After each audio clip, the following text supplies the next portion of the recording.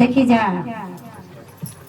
हम फुलवंती देवी शिव गुरु के चरण में प्रणाम करतनी, मैया भवानी के चरण में प्रणाम करतनी। हर प्रणाम के स्वीकार करी।